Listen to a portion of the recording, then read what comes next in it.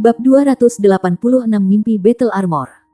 Dengan Wu Zhangkong dan Zuo Xi menyelesaikan perbedaan mereka, Shen Yi berada dalam suasana bintang dan, tanpa ragu, orang yang paling senang dengan hasil ini. Gu Yue, ingatlah untuk menyadari perilakumu, terutama di dalam akademi. Di depan banyak manula yang tak terhitung jumlahnya yang telah mengalami peristiwa yang mengejutkan dunia. Kita bukan siapa-siapa. Sangat penting bagi Anda untuk memberikan penghormatan kepada mereka. Jika tidak, masa tinggal Anda di sini tidak akan lama. Selain itu, teman Anda juga akan terpengaruh. Oke. Gu Yue mengangguk diam-diam. Tang Wulin menarik tangannya. Gu Yue, Guru Shen benar. Kamu terlalu impulsif hari ini. Penatua Kai hanya menguji kekuatan saya di persidangan keempat. Saya tidak terluka sama sekali. Guru Shen, bisakah saya menyusahkan Anda untuk membawa kami ke Penatua Kai nanti untuk meminta maaf? Shen Yi menatapnya dengan kaget. Anak ini terlalu matang. Ketika Tang Wulin pertama kali mulai menempa, ayahnya telah benar-benar menanamkan pelajaran ini ke kepalanya. Dan ketika ia tumbuh dewasa dan memperluas cakrawala, kedewasaannya melampaui rekan-rekannya. Selain itu, dia adalah kapten kelas 0. Sebagai pemimpin, ia selalu harus mempertimbangkan apa yang terbaik untuk timnya. Justru karena kedewasaan dan kepemimpinannya, Gu Yue, Xie Xie, dan Su Xiaoyan menerima keputusannya dengan sukarela. Gu Yue mengerutkan alisnya sedikit, membusungkan pipinya dengan cemberut yang menggemaskan. Tang Wulin menatap langsung ke matanya dan berkata, "Saya tahu Anda bertindak demi saya. Tetapi kami adalah sebuah tim. Gu Yue, tindakan Anda juga memengaruhi kita semua. Seperti bagaimana meditasi saya yang dalam memaksa kita untuk menjadi siswa yang bekerja. Jangan terlalu keras kepala. Penatua Kai menginginkan Anda sebagai muridnya karena dia melihat betapa berbakatnya Anda. Ini adalah kesempatan luar biasa bagi Anda. Itu tidak mudah untuk menjadi Master Armor pertempuran satu kata oleh 20. Kau tahu, memiliki guru yang hebat akan melakukannya. Jadilah keberuntungan yang luar biasa untukmu." Di bawah tatapannya yang tulus, Gu Yue tidak bisa melakukan apapun kecuali menundukkan kepalanya dan dengan pelan bergumam, "Maaf, saya impulsif hari ini. Saya ingin meminta maaf kepada Penatua Kai." Tang Wulin tersenyum pada kata-katanya, mengulurkan tangan untuk memberinya pelukan. Itu caranya. Meskipun Gu Yue memerah-merah, dia tidak mendorongnya. Xie Xie melenggang. Senyum licik menarik-narik bibirnya. Ya, begitulah caranya. Dia membuka tangannya. Kaki Gu Yue ditembak. "Pergi." Xie Xie mengelak, segera menggerutu. "Kamu sangat bias. Kenapa kamu membiarkan kapten memelukmu?" "Karena dia tampan," kata Gu Yue tanpa basa-basi. "Ya, itu benar. Kapten jauh lebih tampan darimu." Su Xiaoyan juga tidak lupa menggali lebih dalam tentang Xie Xie. Shen Yi tersenyum ketika dia menyaksikan kejenakaan mereka. Mereka mengingatkannya pada dirinya sendiri pada usia mereka. Terpental dengan kegembiraan ketika dia pertama kali diterima di Shrek Academy. "Baik. Kami mendaftar besok dan Anda harus waspada. Jadi tidurlah lebih awal. Menjadi siswa yang bekerja bukanlah hal yang mudah." Kata-kata Shen Yi sepertinya membawa makna tersembunyi. Rumah kayu itu tidak memiliki banyak kamar. Jadi anak laki-laki berbagi satu kamar sementara anak perempuan berbagi kamar lain. Wu Zhangkong juga tidak muncul lagi malam itu. Begitu mereka menabrak tempat tidur, mereka tertidur lelap. Hari yang panjang bagi mereka. Dari 4, Tang Wulin adalah yang terakhir memasuki meditasi. Duduk bersila di tempat tidur. Dia menatap tangannya. Cahaya keemasan meledak dari telapak tangannya dan sesaat kemudian, arwah palu peraknya yang halus muncul di dalam mereka. Tang Wulin menikmati sensasi ajaib ini. Sekarang setelah dihubungkan dengan darah, itu telah menjadi perpanjangan dari tubuhnya sendiri. Meskipun Misha kuat, ribuan logam olahan kelas 1 adalah bahan terkuat yang bisa mereka buat. Bahkan kemudian, itu hanya akan menjadi Misha kelas 1. Jika roh logam halus digunakan untuk membuat Misha, para master jiwa perlu terlibat dalam proses penciptaan. Fakta itu, serta ukuran Misha yang tipis, membuat usaha seperti itu hampir mustahil dilakukan. Mu Chen telah memberitahu Tang Wulin bahwa meskipun pandai besi dipandang kurang penting daripada perancang, pembuat, dan mekanik mecha, mereka sangat diperlukan untuk membuat armor perang. Bahkan, prototipe baju zirah pertempuran pertama tidak akan ada tanpa ditemukannya pemurnian roh. Mecha, dengan jumlah besar mereka, tidak bisa bergabung dengan seseorang. Armor perang, di sisi lain, dibentuk ke tubuh master jiwa dan dapat dengan sempurna bergabung dan meningkatkan kemampuan pengguna. Armor perang seperti sirkuit yang diukir ke dalam jiwa bela diri pengguna yang memberi jiwa bela diri set perlengkapan perangnya sendiri dan menyublimasikannya. Dengan munculnya baju perang, kekuatan manusia melonjak ke tingkat yang berbeda. Namun, superioritas mereka yang baru ditemukan juga membawa binatang buas ke jurang kepunahan. Pagoda roh awalnya didirikan untuk memediasi perdamaian antara manusia dan binatang buas. Namun, demi penelitian mereka dalam penemuan jiwa roh buatan, ada periode waktu di mana pagoda roh menyembelih binatang jiwa yang tak terhitung jumlahnya dengan dukungan federasi. Di bawah pengejaran tanpa henti untuk ilmu pengetahuan, dunia binatang buas hancur. Nilai binatang jiwa anjlok dengan penemuan jiwa roh dan dengan kecepatan penelitian spirit pagoda saat ini. Mereka hanya perlu beberapa ribu tahun lagi untuk menciptakan jiwa roh 10.000 tahun. Garis-garis emas berputar di sekitar arwah palu perak halus, mirip dengan yang ada di Tang Wulin ketika dia berkultivasi. Seekor naga emas bisa samar-samar terlihat di palu, tapi bukannya sebuah pola. Itu tampaknya makhluk hidup saat berkeliaran di sekitar palu. Ini jelas efek dari koneksi darah mereka. Semangat yang diberikan roh memberikan kehidupan logam dan menjadikannya bagian dari tubuh seseorang. Jika seseorang berevolusi menjadi jiwa yang dimurnikan, maka itu akan menjadi bagian dari jiwa bela diri seseorang. Pemurnian jiwa mirip dengan menempa jiwa bela diri sendiri ke alam yang lebih tinggi. Karena alasan inilah Saint Blacksmiths dihormati di seluruh benua. Status mereka tidak kurang dari seorang master armor pertempuran 3 kata. Karena tanpa mereka, armor pertempuran 3 kata tidak akan pernah ada. Adapun pandai besi ilahi, Tang Wulin hanya bisa membayangkan seperti apa dunia itu. Bahkan Mu Chen tidak bisa menjelaskannya kepada Tang Wulin karena dia sendiri tidak tahu seperti apa itu. Itu adalah tujuan hidupnya untuk mencapai tingkat itu. Dengan keberhasilan Tang Wulin dalam penyempurnaan roh baru-baru ini, itu berarti dia sekarang bisa memalsukan baju tempurnya sendiri. Tidak hanya itu, dia telah mengarahkan pandangannya pada tidak hanya satu kata, tetapi 2 kata baju perang. Adapun mengapa dia menetapkan tujuannya begitu tinggi, itu karena dia mengerti sekarang bahwa baju perang tidak memiliki persyaratan kekuatan jiwa yang begitu ketat. Seperti bagaimana dia bisa memperbaiki semangat meskipun hanya memiliki 2 cincin jiwa. Bagi seorang pandai besi untuk bahkan mencoba memurnikan roh, standar normal adalah 4 cincin jiwa karena baru pada saat itulah mereka memiliki cukup kekuatan hidup yang diperlukan untuk mempertahankan seluruh proses. Namun dia berhasil dengan hanya 2 cincin jiwa. Prestasi ini hanya mungkin karena kombinasi dari kekuatan ilahi bawaannya, bakat, pemahaman mendalam tentang logam, dan cincin jiwa esensi darahnya. Jika itu yang terjadi, maka mungkin persyaratan kekuatan jiwa yang dia butuhkan untuk baju zirah pertempuran akan lebih rendah juga. Paling tidak ada salahnya untuk mencoba. 1 set baju perang tidak dibuat sekaligus. Setiap item dibuat sepotong demi sepotong. Dia memutuskan untuk mulai bereksperimen dengan bagian yang paling sederhana. Tang Wulin bertobat dengan percaya diri sekarang bahwa ia berhasil dalam pemurnian roh dan dengan kuat percaya bahwa ia tidak membutuhkan 5 cincin jiwa untuk menjadi seorang master baju zirah pertempuran 1 kata. Dengan cincin jiwa esensi darahnya, dia bisa membuatnya hanya dengan 4 cincin jiwa. Selain itu, karena dia sudah bisa memperbaiki semangat, dia tidak akan puas hanya dengan 1 kata armor pertempuran. Akan membuang-buang waktu untuk memulai di sana. Alih-alih itu lebih efisien untuk membuat baju perang pertempuran 2 kata yang dapat terus berevolusi dengan logam halus roh. Begitu waktu itu tiba, dia bisa segera memberi nama baju perangnya dengan 2 kata.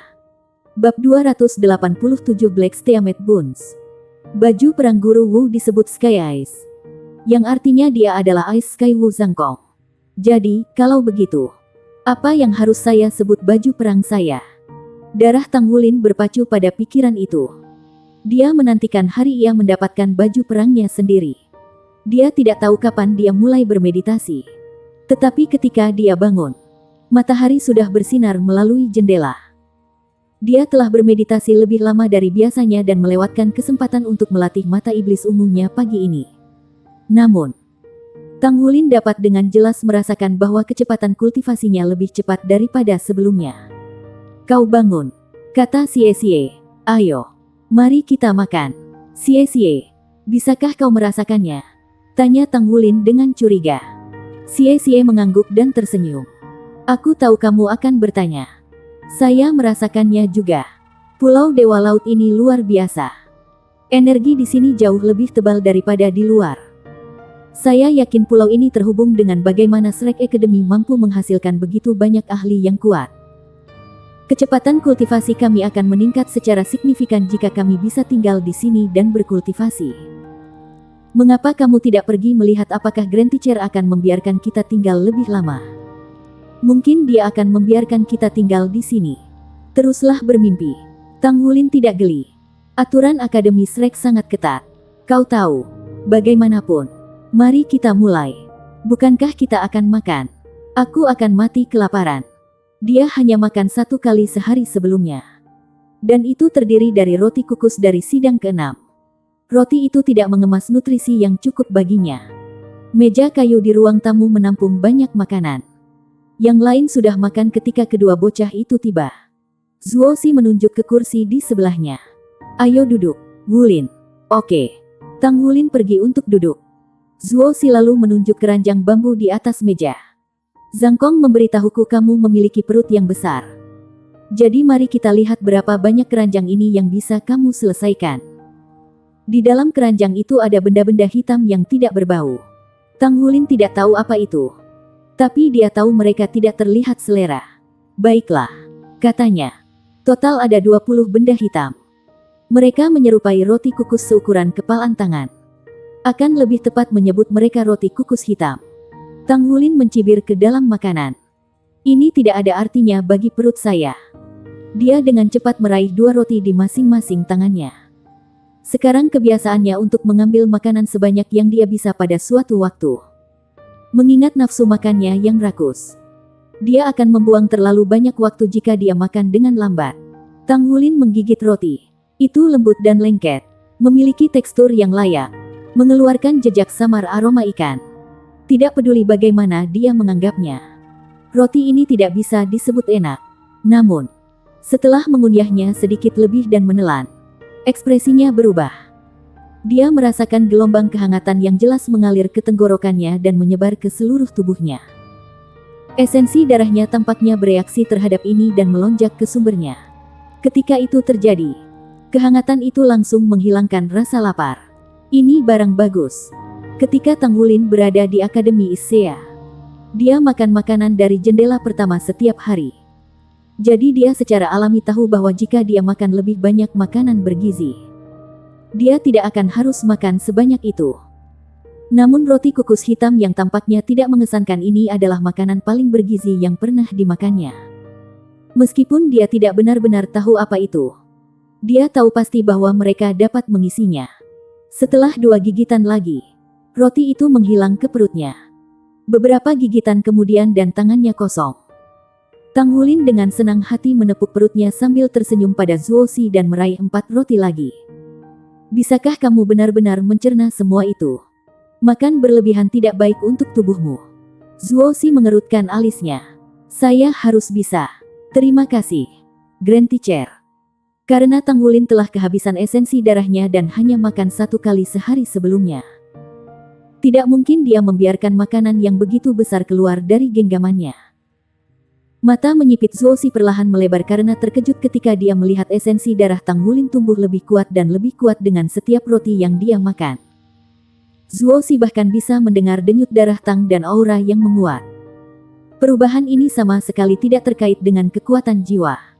Penyebab segalanya adalah esensi darahnya. Garis keturunanmu benar-benar luar biasa, Nak. Baru setelah Tang Wulin menelan roti ke-16, akhirnya dia berhenti makan. Apakah dia sudah kenyang sekarang? Zuo Si berpikir. Roti terlalu mengisi. Tang Wulin merasakan esensi darahnya mengalir melalui tubuhnya seperti sungai yang mengamuk. Dia sekarang dalam kondisi puncak. Dia merasa santai ketika kekuatan jiwanya beredar di seluruh tubuhnya. Tidak bisa makan lagi. Jika saya bisa makan makanan ini setiap hari, akan jauh lebih mudah untuk mematahkan segel saya. Tiba-tiba, suara Old Tang bergema di kepala Tang Wulin. Ini luar biasa. Anda akan mendapat banyak manfaat dari mereka jika Anda bisa memakannya setiap hari. Anda bahkan mungkin bisa menghancurkan segel ketiga tanpa item roh. Tang Wulin memandang Zuo Si dengan mata bersinar. Grand Teacher, boleh aku makan ini setiap hari? Wajah Zuo Si berkedut. Kamu bisa mendapatkan sisanya. Setelah mengatakan ini, dia berdiri dan pergi. Bingung, Tang Wulin menoleh ke Wu Zhangkong. Guru, apakah saya mengatakan sesuatu yang kasar? Wu Zhangkong membuat wajah aneh padanya. Shen Yi, yang ada di sampingnya, berbicara. Ini adalah jatah bulanan guru. Dia biasanya hanya membiarkan dirinya makan satu per hari. Katanya, apakah kamu tahu apa itu roti kukus hitam itu? Mereka terbuat dari ikan laut dalam yang hidup 3 km di bawah air. Ikan ini juga bukan binatang buas.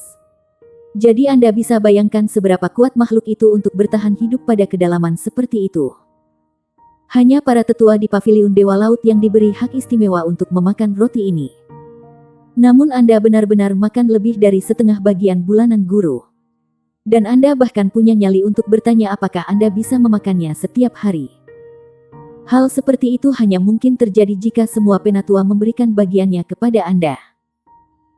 Tang Wulin menggaruk kepalanya dengan canggung. Kalau begitu aku akan meninggalkan sisanya untuk Grand Teacher. Guru menyuruhmu mengambilnya. Jadi ambil saja. Shen Yi tersenyum hangat. Orang tua seperti dia tidak akan kesal karena hal sepele seperti ini. Ketika Anda memiliki hari bebas minggu depan, Wu Zhangkong akan membawa Anda ke sini untuk berkunjung. Sepertinya kakekmu sangat menyukaimu karena kalian berdua sangat mirip. Iya nih. Setelah makan sarapan, Shen Yi membawa keempat siswa dari pulau di atas kapal. Wu Zhangkong memilih untuk tetap. Jadi mereka melambaikan tangan padanya sebelum pergi. Danau Sigat bahkan lebih menakjubkan di siang hari. Udara menyegarkan bertahan di sekitarnya.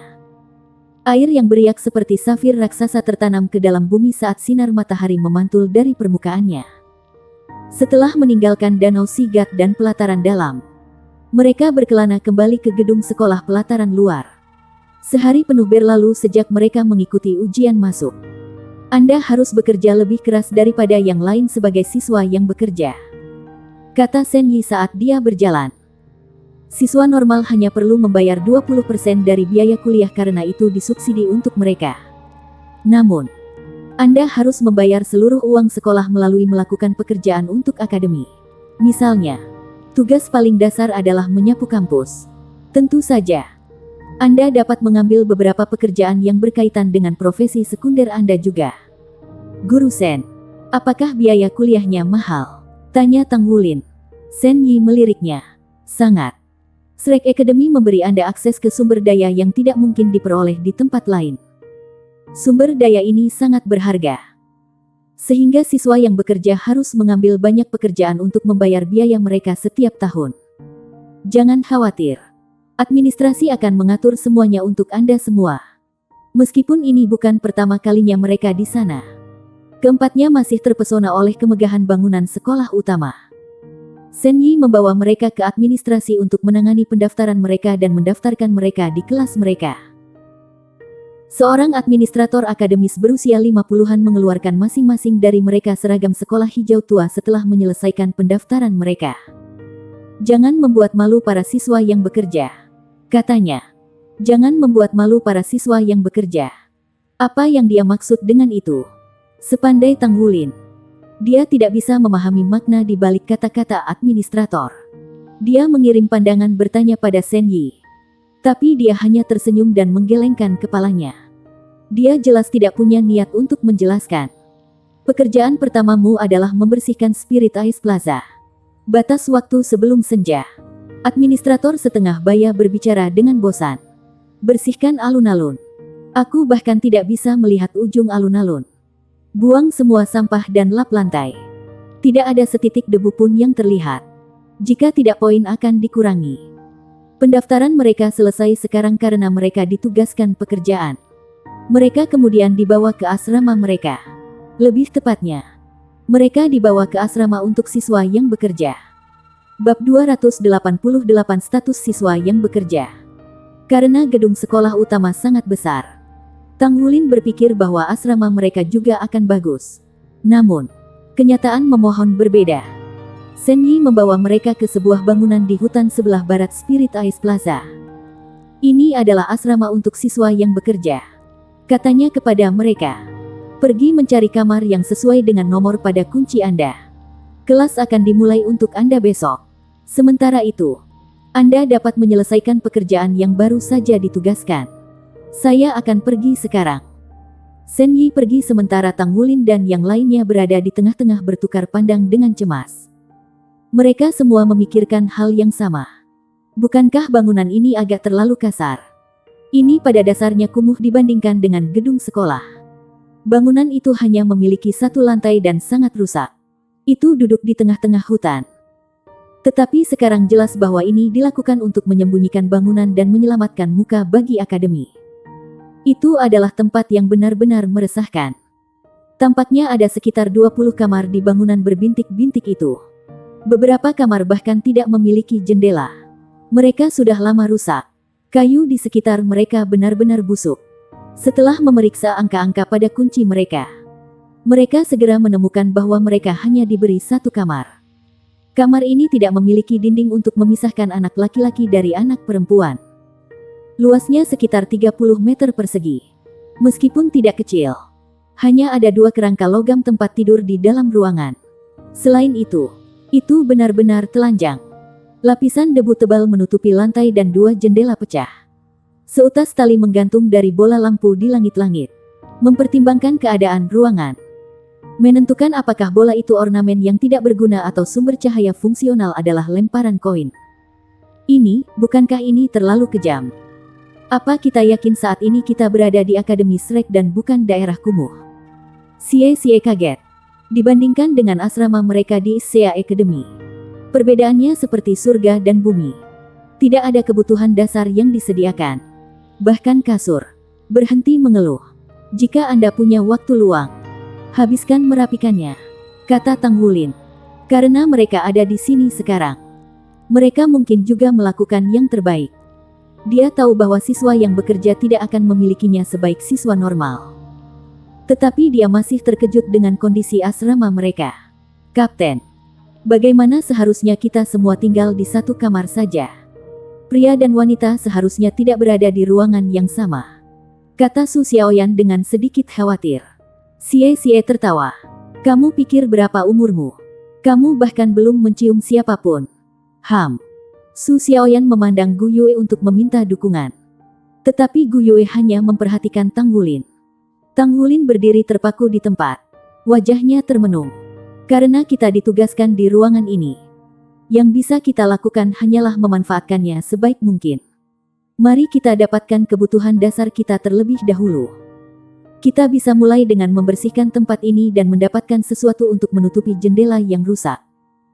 Kita kemudian dapat menggunakan beberapa tirai untuk memisahkan ruangan menjadi 2. Satu sisi untuk anak laki-laki dan yang lainnya untuk anak perempuan.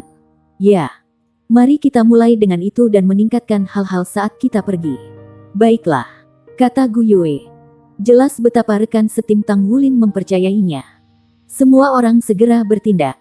Sebagai penguasa jiwa, tidak perlu waktu lama untuk membersihkannya. Ketika mereka merapikan tempat itu, mereka mulai memahami kepedihan menjadi mahasiswa yang bekerja. Satu-satunya sumber air bersih mereka adalah faucet tunggal yang ditujukan untuk seluruh asrama. Bahkan tidak menyediakan air panas. Mereka harus pergi ke gedung sekolah untuk mendapatkan air panas dan mandi. Selain itu, mereka tidak punya apa-apa lagi. Tidak ada fasilitas lain di asrama untuk siswa yang bekerja. Aula makan dapat ditemukan di gedung sekolah utama, sehingga mereka harus melintasi alun-alun besar setiap kunjungan. Dengan mereka berempat bekerja sama, Ruangan itu segera rapi dan rapi. Mereka bahkan menemukan kain untuk menutupi jendela. Adapun tirai untuk memisahkan ruangan dengan. Mereka akan membelinya di malam hari. Ayo kita bersihkan alun-alun sekarang. Karena mereka adalah mahasiswa yang bekerja. Mereka masih harus menyelesaikan pekerjaan mereka. Spirit Ice Plaza benar-benar luar biasa. Mereka harus mulai menyapu lebih awal di pagi hari jika mereka ingin menyelesaikan pada malam hari di hari yang sama. Ketika mereka pergi mengambil air untuk dibersihkan, mereka menemukan bahwa seseorang sudah menggunakan keran. Seseorang itu adalah anak lelaki yang tampak lemah. Dia menyampirkan handuk di bahunya saat dia mengambil air dalam ember. Setelah melihat bocah ini, keheranan memenuhi Tang Wulin dan yang lainnya. Xie menelan ludah. Dia sangat terkejut karena dia mengenal bocah itu lebih dekat daripada yang lain. Bocah ini adalah siswa nomor 2 yang telah mengalahkan Xie dalam ujian masuk dengan kekuatan ledakan. Dia adalah seorang guru jiwa tipe kekuatan yang perkasa dan guru jiwa 3 cincin terbesar yang mereka temui sejauh ini. Bahkan peluang Gu Yue untuk mengalahkannya sangat tipis. Jiwa bela dirinya terlalu kuat dan luar biasa. Membawa ember, Tang Wulin berjalan ke sisi siswa lain dan melontarkan senyum cerah. "Hai," katanya. "Kita bertemu lagi. Saya Tang Wulin." Pemuda itu memberinya tatapan apatis. Dan hanya mengakui dia dengan anggukan ringan. Embernya hampir penuh. Jadi dia mengambilnya. Mengangguk ke Tang Wulin sekali lagi. Dan pergi. 4 pasang mata mengikutinya sampai dia tidak terlihat. Xie menatap teman-temannya dengan kaget. Orang itu juga murid yang bekerja. Dia sangat luar biasa, namun dia seorang siswa yang bekerja. Saya pikir dia adalah siswa pelataran dalam. Tang Wulin merenungkan realisasi ini. Kalian ingat apa yang dikatakan administrator sebelum kita pergi? Dia bertanya. Dia memberitahu kami untuk tidak membuat malu para siswa yang bekerja. Saya pikir ada beberapa rahasia tentang siswa yang bekerja yang tidak kita ketahui. Ya. Kita bisa memikirkannya setelah menyelesaikan tugas kita. Administrator tidak mengatakan kita tidak bisa menggunakan jiwa bela diri kita untuk membersihkan. Kan? Gu Yue menyela. Tang Wulin menggelengkan kepalanya. Dia tidak. Saya tidak berpikir itu akan mungkin tanpa menggunakan jiwa bela diri. Maka kita tidak perlu membawa air. Aku akan cukup. Senyum tipis muncul di bibir Gu Yue. Matanya bersinar. Mata Tang Wulin bersinar dalam pengertian. Dan dia tersenyum. Baik. Gu Yue berbalik dan mulai berbaris menuju Spirit Ice Plaza. 3 temannya di belakangnya. Xie dan Su Xiaoyan menggelegak karena mereka juga memahami niatnya. Gu Yue berhenti di samping alun-alun. Dia mengambil napas dalam-dalam. Menyipitkan matanya. Lalu memanggil 3 cincin jiwanya. Cincin jiwa pertamanya menyala ketika dia mengaktifkan elemental Tide. Dia mengangkat tangannya ke atas. Mengumpulkan setitik cahaya hijau di telapak tangannya. Cahaya biru segera mengikuti sampai 2 lampu berukuran sama berputar di telapak tangannya. Dia memancarkan aura ketenangan saat dia memanipulasi 2 elemen. Dia bergerak jauh lebih lambat daripada kalau dia dalam pertempuran. Namun, Tang Wulin bisa merasakan betapa stabilnya elemen yang dia kumpulkan. Mereka jauh lebih stabil dari biasanya. Selain itu, dia saat ini hanya menggunakan keterampilan jiwa pertamanya. Lampu hijau dan biru semakin terang saat mereka berputar di tangannya. Berubah menjadi pusaran air kecil. Itu diputar lebih cepat dan lebih cepat sampai 2 elemen tercampur. Cincin jiwa kedua Gu Yue menyala dan elemen-elemen mengalir ke pusaran air lebih cepat dari sebelumnya. Dengan amplifikasi kontrol elemental dan kekuatan rohaninya di alam laut roh, pusaran elemen segera tumbuh setinggi 2 meter dan tidak berhenti di situ. Cincin jiwa ketiganya kemudian menyala dan dia mengaktifkan elemental fusion. Kedua elemen tersebut sepenuhnya menyatu menjadi satu. Berbekal kekuatan spiritualnya yang kuat, dia memiliki kendali mutlak atas elemen-elemen yang berputar. Dia adalah salah satu dari segelintir orang yang memiliki 3 cincin jiwa dan telah mencapai ranah laut roh. Bab 289 Tang Wulin si jahat. Angin puyuh elemen tumbuh hingga tingginya 5 meter. Tepat ketika Tang Wulin dan yang lainnya merasa akan mengamuk, Gu Yue dengan lembut berkata, "Pergi. Semula. Ice Plaza tidak kotor. Hanya tertutup debu. Bahkan tidak ada satupun sampah yang terlihat. Adegan aneh dimainkan saat pusaran air Gu Yue mendarat di alun-alun. Debu berkumpul bersama, berputar-putar di sekitar badai dengan hiruk-pikuk sebelum disedot ke dalam dan meninggalkan lantai tanpa noda seolah-olah itu telah digosok dengan sikat. Gu Yue menarik keterampilan jiwanya yang pertama dan ketiga. Hanya menyisakan elemental kontrol yang berlaku saat dia mengikuti pusaran air ke depan. Mereka mulai berjalan di sekitar alun-alun. Menyaksikan segala sesuatu di jalurnya menjadi bersih. Wow! Su Xiaoyan bertepuk tangan dengan gembira. Dia benar-benar luar biasa. Tang Wulin dalam hati memberi Gu Yue jempol. Dia adalah ahli elemen paling terampil yang pernah dilihatnya. Selain itu, dia tidak hanya bisa menggunakan 6 elemen berbeda. Dia bahkan bisa menggabungkannya menjadi gerakan ofensif dan defensif yang tak terbatas. Masa depannya tidak terbatas. Dia adalah guru jiwa pertama dalam sejarah yang menggunakan begitu banyak elemen. Dengan api, air, angin, tanah, cahaya, ruang, dan atribut es varian, tidak ada yang mustahil baginya. Jika mereka adalah orang biasa, bahkan menghabiskan waktu 2 hari tidak akan cukup untuk menyelesaikan membersihkan alun-alun. Namun, di hadapan angin dan angin puyuh Gu Yue yang menghisap debu dan membersihkan segala sesuatu dalam radius 20 meter, tugas ini akan selesai tanpa banyak berkeringat. Pada kecepatan mereka saat ini, mereka akan selesai dalam waktu 3 jam. Ini jelas mengasumsikan bahwa jiwa dan kekuatan spiritual Gu Yue akan bertahan lama. Sebenarnya, Gu Yue bukan manusia super. Dia terpaksa mengingat pusaran air yang sekarang hitam dan mengalirkannya ke selokan setelah membersihkan sepertiga dari alun-alun. Dia kemudian berjalan ke samping dan duduk bersila untuk bermeditasi. Aku akan malu jika aku membiarkan Gu Yue melakukan semuanya. Xie menyeringai nakal. Tang Wulin tersenyum. Kalau begitu, kamu bisa mentraktir kami makan malam nanti malam. Xie melihat melalui skema Tang Wulin. Tentu, selama kamu tidak datang, kedua gadis itu tidak bisa makan banyak. Tetapi jika kami menambahkan Anda, saya akan khawatir jika restoran bahkan memiliki stok yang cukup. Aku bersumpah. Perutmu adalah lubang tak berujung. Tang Wulin tertawa kecil. Kamu sangat tidak tulus. Baik. Xie menggertakkan giginya saat dia dengan enggan berkata, aku akan mentraktir kalian semua untuk makan malam. Tapi, kamu harus menghabiskan roti hitam itu sebelum kita pergi. Roti kukus hitam itu akan baik untuk mengekang nafsu makan Tang Wulin. Baik. Mereka meninggalkan sisa alun-alun ke Gu Yue. Sementara itu, Tang Wulin, Xie, dan Su Xiaoyan akan merapikan kamar asrama mereka.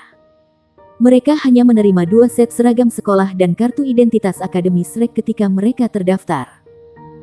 Kartu itu terbuat dari logam dan memiliki tanda-tanda jelas sirkuit jiwa berjalan di dalamnya. Administrator mengatakan kepada mereka bahwa mereka membutuhkan kartu ini untuk pergi kemana saja di dalam akademi, serta pergi dan masuk. Administrasi Shrek Academy tidak terlalu ketat. Mereka tidak benar-benar membatasi jalan masuk dan keluar siswanya di akademi. Selain itu, lapangan luar itu sendiri adalah kota kecil. Siswa dapat menemukan segala yang dibutuhkan untuk kehidupan sehari-hari mereka di sini dan jarang perlu meninggalkan kampus. Sementara Gu Yue membersihkan plaza, Tang Wulin pergi membeli papan. Dia meminta Xie menggunakan belati untuk membuat tempat tidur yang layak. Adapun kasur, mereka benar-benar membawa sendiri. Setelah membeli kain untuk membagi ruang, ruangan itu dibentuk dengan cukup baik. Tetapi mereka berhenti di situ. Tang Wulin percaya bahwa karena asrama itu untuk siswa yang bekerja, akan lebih baik jika mereka tidak hidup mewah dibandingkan dengan yang lain. Paling tidak, mereka semua mengerti betapa fatalnya bagi mereka untuk bertindak secara membabi buta tanpa berpikir. Tang Wulin sudah memperhatikan bahwa tidak semua kamar di asrama ditempati. Bahkan, hanya 3 atau 4 kamar memiliki tanda-tanda pekerjaan baru-baru ini. Meski begitu, kamar-kamar itu tampak sederhana dan kasar di luar. Karena kondisi kehidupan ini tampaknya menjadi tradisi di kalangan siswa yang bekerja. Itu bukan tempat mereka untuk memecahkan status quo. Kecepatan pembersihan Gu Yue luar biasa cepat dengan menggunakan jiwa bela dirinya. Tapi masih butuh waktu sampai siang. Total 4,5 jam untuk menyelesaikan membersihkan plaza raksasa. Dari jam-jam itu, setengahnya hanya dihabiskan untuk memulihkan kekuatan jiwanya. Keempatnya bermeditasi di kamar mereka bersama di sore hari. Meskipun mereka baru saja mendaftar dan masih asing dengan Akademi Shrek, mereka sudah bisa merasakan gunung tekanan membebani pundak mereka. Semua jenius benua berkumpul di sini di surga ini, dan sementara Tang Wulin dan yang lainnya mungkin sangat berbakat. Akademi Shrek tidak kekurangan siswa sekaliber mereka. Ada orang-orang seperti siswa nomor 2 yang menginjak Xie. Tak satu pun dari 4 sahabat itu berani mengatakan bahwa mereka benar-benar dapat mengalahkannya. Satu-satunya cara mereka bisa berkembang di Shrek Academy adalah menjadi lebih cepat, lebih kuat. Aula makan itu sangat besar dan terisi hingga penuh. Seolah-olah semua siswa pelataran luar masuk ke tempat itu. Tidak seperti siswa normal. Siswa yang bekerja harus membayar makanan mereka di sini dengan poin yang diperoleh dari menyelesaikan pekerjaan. Karena itu adalah hari pertama mereka di akademi. Mereka diizinkan makan gratis. Mereka hanya akan mulai membayar besok. Mereka telah menerima 100 poin kontribusi Shrek masing-masing setelah menyelesaikan tugas mereka di gedung administrasi. Tetapi saat itulah Tang Wulin menemukan bahwa 100 poin hanya cukup untuk memberi makan mereka selama 1 hari. Selain itu, mereka menghadapi masalah lain. Lebih tepatnya, Tang Wulin menghadapi masalah lalu rakus dan ruang makan bukan prasmanan. Untungnya, ruang makan menyajikan makanan yang sebanding dengan jendela pertama Issea Academy. Akan sangat bagus jika saya bisa makan di sini secara gratis. Tang Wulin berseru dalam hati saat dia makan siang. Karena makan malam mereka gratis malam ini juga. Xie akan memperlakukan mereka di hari lain. Mungkin karena ia harus mulai membayar makanannya keesokan harinya. Tang Wulin akhirnya mengungkapkan kejahatannya yang sebenarnya selama makan malam. Dia pertama kali menemukan meja besar. Kemudian, dia mulai mengumpulkan makanan. Ruang makan itu cukup besar untuk menampung 1.000 pengunjung sekaligus. Jadi tindakannya dibiarkan terbuka untuk dilihat semua orang. Dia pergi dari jendela ke jendela, menunjukkan kartu identitas Shreknya untuk mendapatkan makanan gratis sebanyak yang dia bisa bawa. Pada awalnya, beberapa orang memperhatikan tindakannya. Tetapi pada saat mejanya memiliki 3 tingkat makanan ditumpuk, orang-orang mulai menonton. Seorang pria yang tampak galak berusia sekitar 20 tahun mengenakan ikat pinggang merah berjalan mendekat. Saya Xie Peichen, anggota komite disiplin. Anda berasal dari kelas mana? Mengapa Anda mendapat begitu banyak makanan?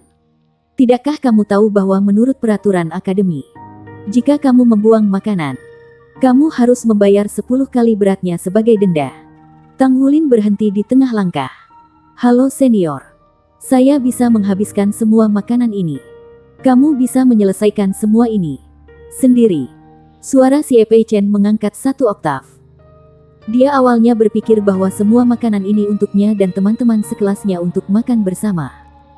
Tapi bukan itu masalahnya.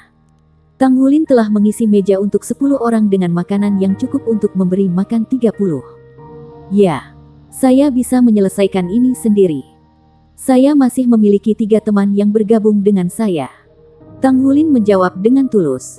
4 orang bisa menyelesaikan semua ini. Xie Peichen ternyata tidak yakin dengan betapa bergizi makanan ruang makan itu. Orang-orang pada umumnya tidak perlu makan sebanyak-banyaknya untuk menjadi kenyang. Tang Wulin mengangguk dengan sungguh-sungguh. Baiklah. Mari kita lihat kamu makan semuanya kalau begitu. Jika kau tidak bisa menyelesaikannya, jangan salahkan aku karena bersikap kasar. Meskipun Xie Peichen memiliki ekspresi gelap, tapi dia tidak bisa melakukan apa-apa karena Tang Wulin belum melanggar aturan apapun. Dia berdiri di samping dan memperhatikan. Tang Wulin tersenyum, memperlihatkan gigi putihnya yang berkilau. Senior, bagaimana kalau kita bertaruh? Jika saya menghabiskan semua makanan ini, Anda akan membantu saya mendapatkan ronde lagi. Jika saya tidak bisa, Anda bisa menghukum saya seperti yang Anda inginkan. Baiklah. Xie Peichen langsung setuju. Dengan taruhan ditetapkan, Tang Wulin mulai makan. Dia makan dengan santai, meluangkan waktu. Meskipun demikian, kecepatan makannya mengejutkan. Bab 290 Gunung Keramik. Gu Yue, Xie Xie, dan Su Xiaoyan sudah lama mendapatkan nampan penuh makanan dan duduk di meja sebelah. Pura-pura tidak mengenal Tang Wulin karena malu. Tang Wulin menahan napas agar tidak keluar dari mulutnya. Dia selalu membencinya ketika dia tidak bisa makan kenyang. Karena Akademi Shrek tidak menawarkan makanan gratis. Ia mengambil bagian dalam seni kuno mencubit sen. Menghitung dengan tepat berapa biaya untuk makan sendiri. Dengan pas masuk terselip di sakunya. Dia bertekad untuk makan senilai gunung. Cukup untuk bertahan sarapan pagi hari berikutnya. Xie Peichen berdiri dengan tenang di belakang Tang Wulin pada awalnya. Tetapi ketika dia mengambil Tang Wulin, dia menganga. Apa dia bahkan manusia? Xie Peichen secara tidak sadar menelan ludah saat dia menatap gunung piring kosong di depan Tang Wulin. Yang momentumnya meningkat akibat gigitan. Tidak lama sebelum pengunjung lain memperhatikan tontonan ini. Apakah orang ini mati kelaparan di kehidupannya yang lalu? Bagaimana dia bisa makan begitu banyak? Surga. Jangan bilang dia membersihkan semua piring itu sendiri. Wow, luar biasa. Saya selalu mengagumi orang yang bisa makan banyak. Orang-orang mulai berkumpul di sekitar Tang Wulin. Ditarik seperti ngengat ke api. Melihat kerakusannya membuat perut mereka liar karena kelaparan. Dan mereka menggali makanan mereka dengan semangat baru. Senior, bisakah aku menyusahkanmu untuk mendapatkan 10 pesanan hidangan itu? Yang terlihat seperti teripang. Terima kasih. Tang Wulin berseri-seri pada Xie Peichen. Xie Peichen mati rasa karena kaget. Dia patuh pergi dan mendapat Tang Wulin 10 pesanan hidangan. Ini adalah ketiga kalinya dia memberi Tang Wulin lebih banyak makanan. Tidak ada banyak makanan per piring. Tetapi jumlah hidangannya sangat banyak. Orang ini. Tang Wulin kedua berteriak kegirangan. Meneteskan air liur di atas piring yang mengepul. Kerumunan terbuka untuk membiarkan seorang pria paruh baya lewat. Wajah muram dan terjepit. Tubuhnya bergetar ketika dia melihat tumpukan piring yang mengejutkan. Sebagai manajer ruang makan, ia secara ajaib menerima pemberitahuan bahwa ada kekurangan makanan.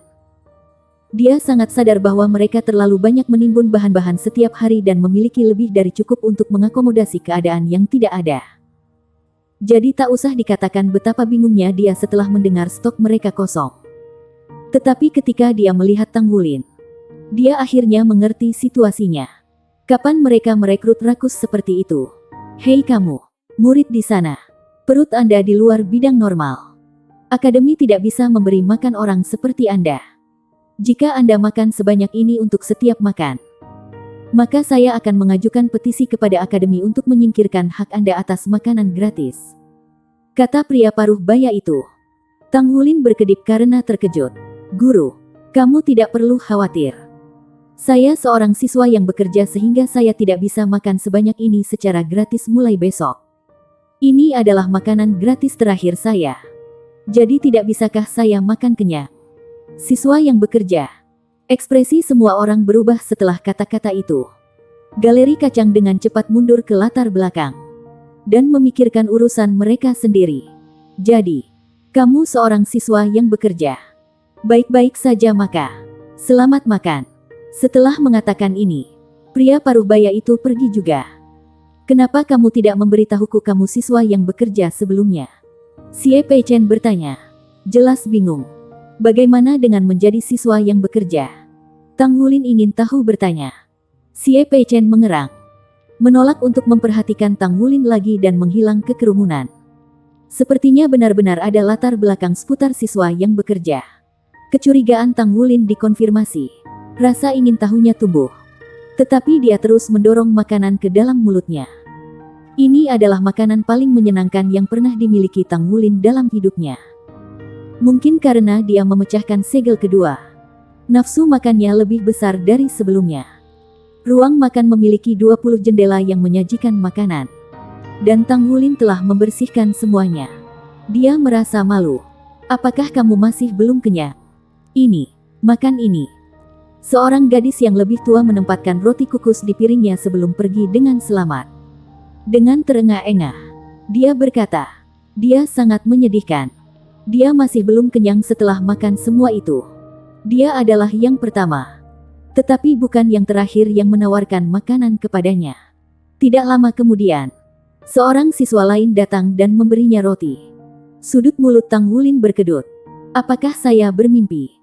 Mungkin saya tidak perlu menyelesaikan pekerjaan untuk memberi makan diri sendiri. 100 poin saja tidak cukup untuk membuatku kenyang. Itu hanya cukup untuk 5 atau 6 kali makan untuk orang normal. Matanya berbinar pada pikiran itu. Tang Wulin telah memeriksa harga di setiap jendela. Dan hidangan termurah adalah 10 poin. Makanan yang dia makan hari ini harganya lebih dari 1000. Datang besok. Dan dia mungkin mati kelaparan. Dia terhuyung-huyung keluar dari ruang makan begitu dia selesai makan. Dengan setiap langkah, dia merasa lebih dekat dengan meledak. Kapten, tidak bisakah kamu menahan diri sedikit? Xie memasang ekspresi aneh. Semua orang di pelataran luar mengakui kamu sekarang. Tang Wulin menatapnya dengan mata terbelalak. Bagaimana menahan diri memberi makan saya? Apakah Anda tahu betapa menyakitkannya menjadi lapar? Baik. Berpura-puralah aku tidak mengatakan apa-apa. Kamu tahu. Sepertinya aku ingat seseorang mengatakan dia akan memperlakukan kita semua untuk makan malam. Ayo pergi. Tang Wulin menyeringai. Kamu masih lapar. Rahang Xie terjatuh. Tang Wulin tertawa kecil. Aku akan selesai mencernanya begitu kita sampai di sana. Sebenarnya, ada sesuatu yang aneh menggelegak di nadinya. Esensi darahnya mengalir melalui tubuhnya sebelum dia makan. Seolah-olah mendidih. Sensasi itu mengingatkannya untuk bergabung dengan energi Raja Naga Emas setelah memecahkan segel. Dia adalah orang yang paling mengerti tubuhnya. Setelah meraih dirinya sendiri, esensi darahnya menebal, tumbuh lebih kuat, dan darahnya tampak lebih kaya dari sebelumnya. Mungkin ini adalah metode kultivasi baginya. Karena sensasi ini, ia mendesak Xie untuk pergi makan makanan lagi. Dia ingin menguji apa yang terjadi dengan esensi darahnya. Bersama dengan efek lebih banyak makanan bergizi pada itu. Baik, kamu menang. Mari kita pergi makan. Mari kita lihat apakah perutmu akan pecah. Xie menoleh ke gadis-gadis. Ayo, aku memperlakukan kalian semua. Kita juga bisa berjalan-jalan di pelataran luar. Lapangan luar praktis adalah kota itu sendiri. Kami harus menjelajah. Oke. Baik Gu Yue dan Su Xiaoyan menyetujui rencananya. Keempat meninggalkan Spirit Ice Plaza dan memasuki jalan yang dibatasi oleh lampu oranye hangat dan ramai dengan orang-orang. Segera setelah mereka tiba di jalan ini, mereka menemukan sebuah toko yang penuh dengan orang-orang gaduh. Tempat apa itu? Su Xiaoyan melihat dengan mata ingin tahu. Xie mengintip ke dalam toko. Sepertinya tempat ini menjual minuman. Hah. Jadi Shrek Academy juga memiliki hal semacam ini. Ayo masuk. Kita bisa ambil jus atau semacamnya. Ya, ayo pergi. Saya ingin es krim. Seru Su Xiaoyan dengan gembira. Toko minuman sedang sibuk dan sudah mendekati kapasitas. Server bergegas ke sana kemari. Menerima pesanan dan membawa pesanan mereka kepada pelanggan. Yang terakhir yang sebagian besar mengenakan seragam Akademi Shrek. Keempat berhasil menemukan meja dengan kesulitan besar dan duduk. Mereka melambai untuk pelayan. Memesan jus dan es krim. Tampaknya dimanapun tempatnya. Para gadis tidak bisa menahan es krim. Bahkan Gu Yue yang terpisah tidak bisa mencegahnya. Begitu pesanan mereka tiba, kedua gadis itu dengan senang hati menggali. Setelah menyesap jus jeruknya, Tang Wulin menyenggol Xie, yang matanya berkeliaran di mana-mana. Apa yang kamu lihat? Xie menyeringai. Aku hanya mencari-cari tempat untuk melihat apakah ada saudara perempuan yang cukup senior di sini. Saya perlu mempersiapkan diri untuk dewasa. Anda tahu. Keraguan mengaburkan fitur Tang Wulin. Bagaimana kabarmu? Bersambung.